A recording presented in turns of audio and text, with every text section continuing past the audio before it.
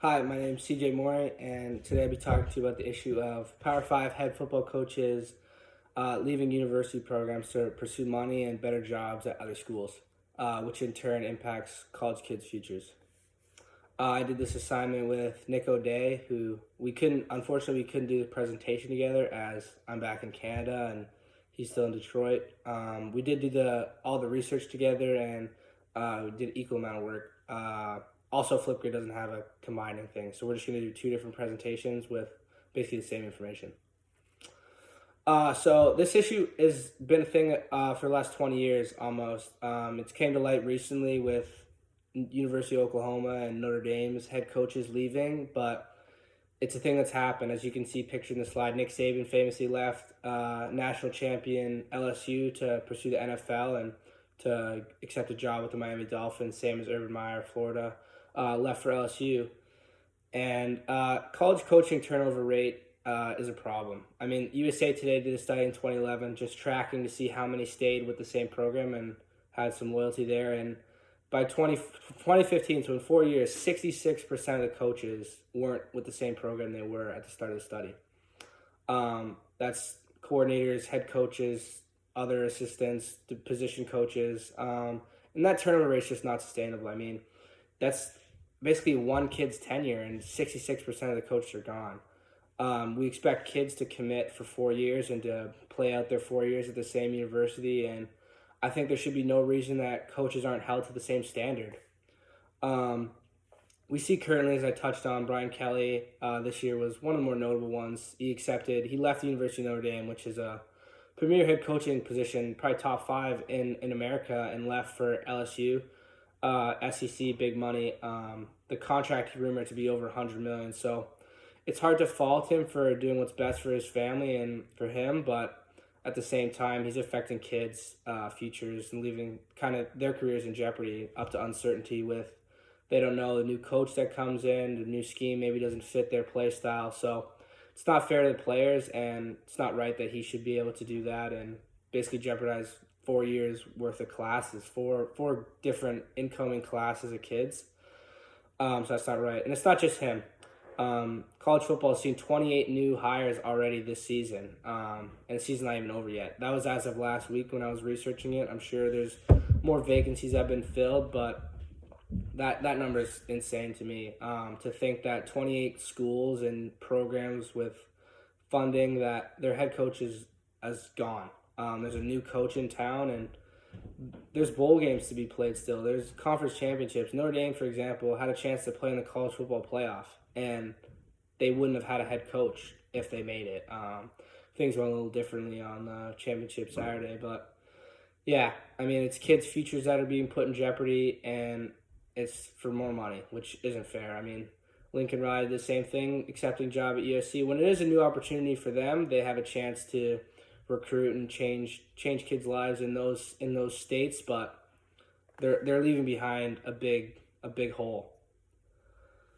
The future, I don't see this changing as much with the money that these universities are able to put out to pursue these highly touted coaches is astronomical. An LSU board of director even mentioned that it's unsustainable.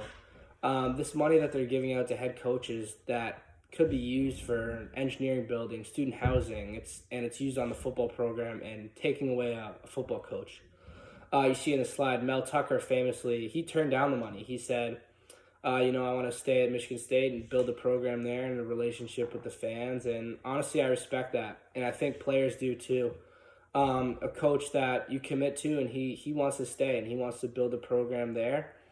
And I think in the long run, that means more to players. And it'll help him more that he's able to recruit because they know he cares about the program and stuff. Players that want to commit to Brian Kelly, who's to say that he won't do it again, which I guess arguably you could say he did. He famously left Cincinnati in mid-2000s to get the Notre Dame job. A little stat, he's the only coach to leave 2 11-win teams to pursue other jobs, which tells a little bit about him as a person and his career path, but I mean, it's hard to argue he's been successful everywhere he's been.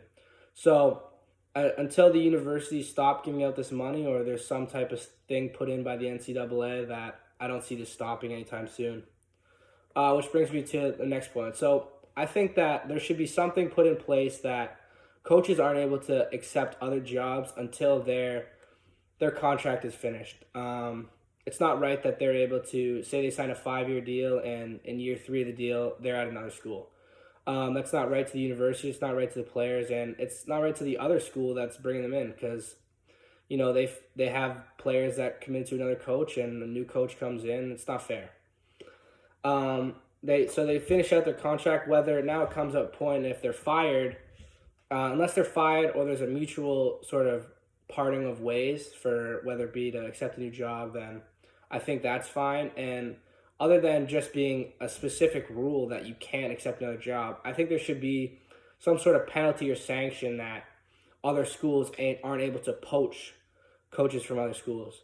I think you see it in the NBA with tampering, and it's a thing in recruiting. You can't a kid committed to the University of Michigan, he can't be recruited by another school. It's not fair. You can't do that. Michigan State can't come in and try to persuade him to come to Michigan State once he's committed and signed his letter of intent. And I think coaches should be held to the same standard. And I think universities should be held to the same standard. So whether it be a fine or a sanction, some type of postseason ban for schools that do this, but it's not right that LSU puts Notre Dame in that type of situation and that the coaches do it. So it's as much on the coaches leaving as it is for the universities recruiting them in.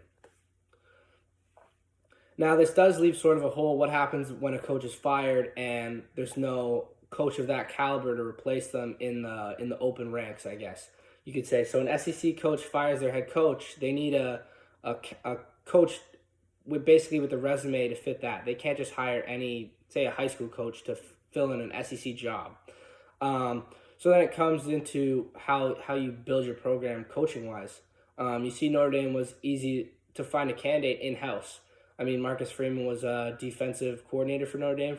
He was previously Cincinnati before then, and I think he stepped in. He's going to do great things.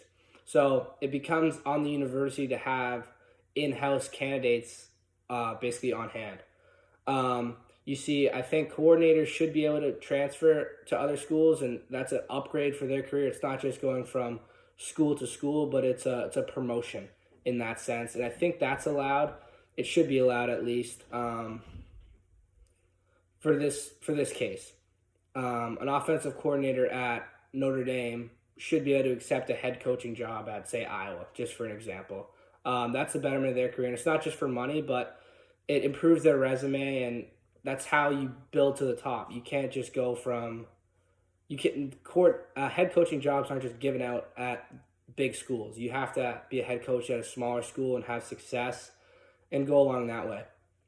But just to sort of finish here, this issue of coaches leaving for more money, it's not going to stop. It has been a thing in the past, and until the NCAA does it, I don't see a stop to this. But I think the coaches should be held to the same standard of players. Players get it now. Recently, they're able to transfer, but before they would have to sit out a year. So coaches should have to either sit out the remainder of their contract or until a vacancy is available. They shouldn't be able to get in another spot like that to pursue more money. It's not right to the kids. It's not right to universities. It's not right morally for the true aspect of sports, which is the best play on the field. Thank you.